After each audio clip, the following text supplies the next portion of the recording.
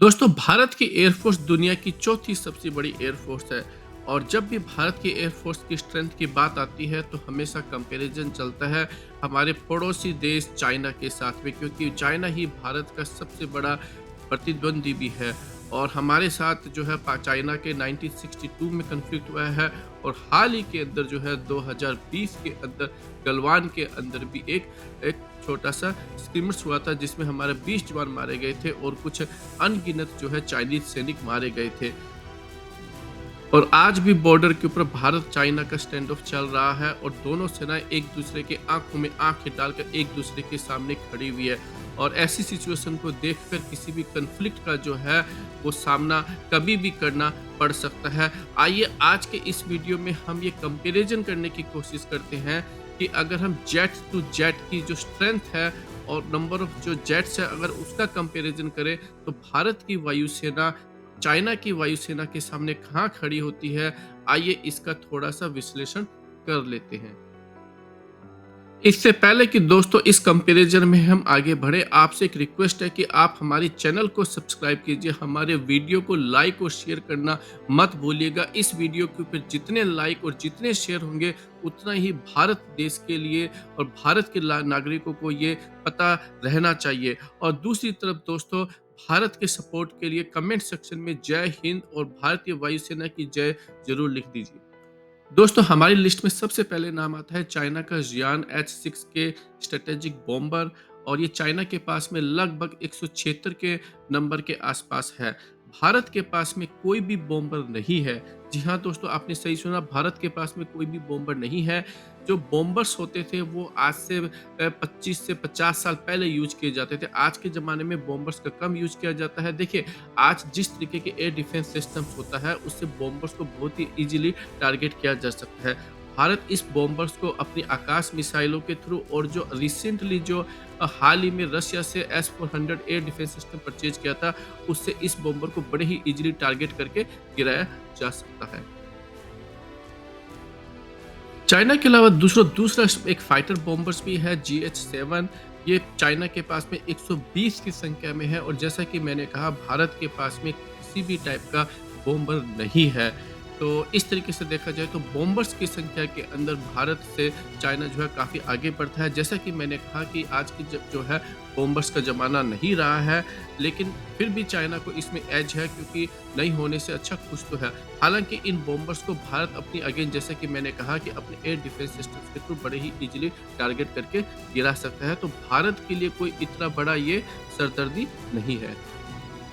इसके अलावा दोस्तों चाइना के पास में एक J-7 एयरक्राफ्ट है। ये मैक 2 की स्पीड से उड़ सकता है। ये काफ़ी पुराना एयरक्राफ्ट है और चाइना के पास में लगभग 489 ऐसे एयरक्राफ्ट हैं।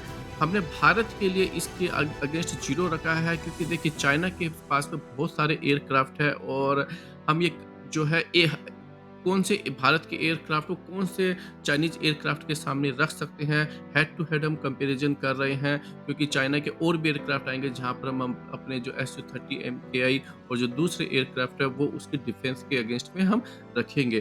तो यहाँ पर इसलिए हमने इंडिया का 0 कर दिया है, क्योंकि चाइना के पास में डेफ़िनेटली हमारे से बहुत ज़्यादा एयरक्राफ्ट है। लेकिन इन एयरक्राफ्ट को भी टारगेट करने के लिए भारत को जो है अपने एयर डिफेंस सिस्टम्स का यूज़ करना पड़ेगा। इसके अलावा दोस्तों चाइना के पास में Su-27 है 32 की संख्या में और भारत जो है उसके पास में लगभग 260 Su-30 MKI है। तो हम ये मानते हैं कि उस 260 में से 32 जो एयरक्राफ्ट है वो Su-27 को इंगेज करने में काम आएंगे। इसके अलावा दोस्तों चाइना के पास में Su-30 एयरक्राफ्ट भी है रशियन ओरिजिन के और वो 73 के आसपास हैं। और वहीं अगर हम भारत की बात करते हैं तो भारत अपने 260 जो टोटल Su-30 MKI है उसमें से 73 एयरक्राफ्ट जो है इनको डिफेंड करने के लिए काम करेंगे। तो हेड टू हेड जो है इन एयरक्राफ्ट के खिलाफ हम अपने मैच करने की कोशिश कर रहे हैं। इसके अलावा दोस्तों चाइना ने रशिया से Su-35 एयरक्राफ्ट भी परचेज किए थे। चाइना ने लगभग 24 के आसपास इन एयरक्राफ्ट को परचेज किया था। भारत ने कोई भी Su-35 नहीं लिया, लेकिन भारत का जो Su-30 MKI है वो भी एक कैपेबल एयरक्राफ्ट है। और भारत के हम उन्हीं 260 में से मानते हैं कि 24 एयरक्राफ्ट जो है इन Su-35 के अगेंस्ट डिफेंड करने के काम आएंगे। जैसा कि दोस्तों भारत के एयरफोर्स को भी क्रिटिसाइज किया जाता है कि भारत अभी भी जो अपने मिग 21 जो कि काफ़ी पुराने एयरक्राफ्ट हो चुके हैं, रिटायर्ड हो चुके हैं, उनको उड़ाता है। उसी तरीके से चाइना के पास में जे8 जो है काफ़ी पुराने एयरक्राफ्ट है 78 की संख्या में।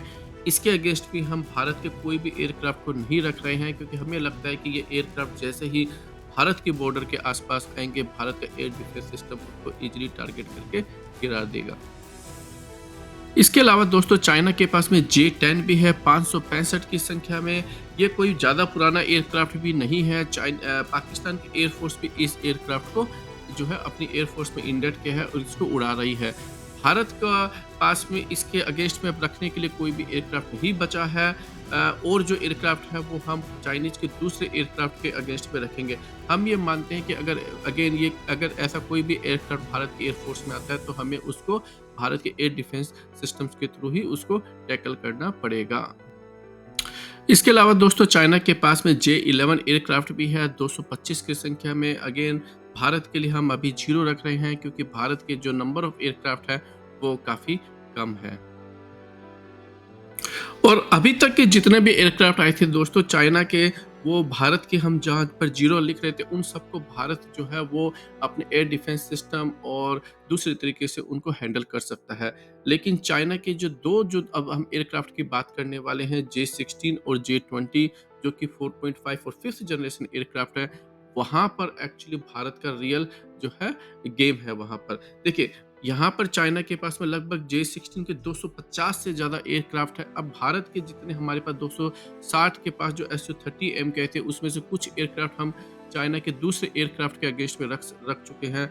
यहाँ पर अब 131 के आसपास ही हमारे पास ये एयरक्राफ्ट बचे हैं।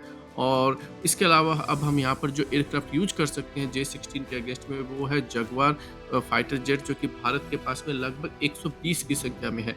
लेकिन हमें यहाँ पर नहीं भूलना चाहिए, जगुआर जो एयरक्राफ्ट है वो बेसिकली लैंड अटैक एयरक्राफ्ट है, और ये एक जो है अभी जो है ये काफ़ी पुराने हो चुके हैं। एक तरीके से भारत की एयरफोर्स से अभी तक इनको रिटायर हो जाना चाहिए था। तो यहाँ पर आकर जो है एक भारत के लिए एक डेफिनेटली एक बहुत बड़ी हेडेक है। अब हम बात करते हैं दोस्तों चाइना के मेन एयरक्राफ्ट, जो कि 5th जनरेशन एयरक्राफ्ट के नाम से जाना जाता है, जे20। चाइना के पास में लगभग 250 की संख्या में है। अब अगर हम भारत का कंपैरिजन करते हैं, भारत इनका कैसे मुकाबला कर सकते हैं, जो कि एक राफाल एक कैपेबल एयरक्राफ्ट है, भारत के पास केवल 36 की संख्या के अंदर है। और अब हमारे पास कोई भी एयरक्राफ्ट नहीं बचे हैं। जो एयरक्राफ्ट बचे हैं वो मिराज 48 है और LCA-MK1 है 39 की संख्या में। हम इनको जो है इस एयरक्राफ्ट के अगेंस्ट में यूज कर सकते हैं। लेकिन हमें नहीं भूलना चाहिए, मिराज जो है काफ़ी पुराना एयरक्राफ्ट है। ये भी बेसिकली अगले 5 सालों के अंदर भारत से रिटायर हो जाएगा। तो ये जो है भारत के लिए एक बहुत ही बड़ी सिरदर्दी है। इसके अलावा एक दूसरी सबसे बड़ी न्यूज़ यहाँ पर है दोस्तों, जहाँ पर भारत अपने एडिशनल राफाल या फिर 5th जनरेशन एयरक्राफ्ट, चाहे वो SU-57 हो या SU-35 हो अमेरिकन, इन सब का ऑर्डर को देने में नाकाम रहा है। और भारत जो है उसके पास में अभी तक 5th जनरेशन एयरक्राफ्ट को एक्वायर करने की कोई भी जो है अभी कोई शॉर्ट टर्म कोई भी प्लानिंग नज़र नहीं आ रही है। भारत अभी भी अपने AMC फाइटर जेट्स को जो है बारे में सोच रहा है, जो कि 235 से पहले उसकी जो है टेस्ट फ्लाइट भी नहीं होने वाली है। वहीं पर मीडिया रिपोर्ट्स के हिसाब से चाइना जो है लगभग 50 से 100 5th जनरेशन के एयरक्राफ्ट हर साल बनाने वाला है। तो आने वाले सालों के अंदर दोस्तों ये जो गैप है बहुत ही बड़ा होने वाला है। तो ये था दोस्तों भारत की एयरफोर्स और चाइनीज एयरफोर्स के बीच में नंबर ऑफ जो जेट्स है उनका हेड टू हेड कंपैरिजन। आप बताइए आपको ये कंपैरिजन कैसा लगा और आप क्या सोचते हैं इस पूरे जो मैटर है इसके बारे में। अपनी ओपिनियन जो है कमेंट सेक्शन में ज़रूर बताइए और हमारे वीडियो को आप ज़्यादा से ज़्यादा शेयर कीजिए, जिससे कि ज़्यादा से ज़्यादा लोगों के पास पहुंच सके और भारत के लोग जो है वो इस पूरे सब्जेक्ट के बारे में समझ सके और अपना कंट्रीब्यूशन जो है दे सके।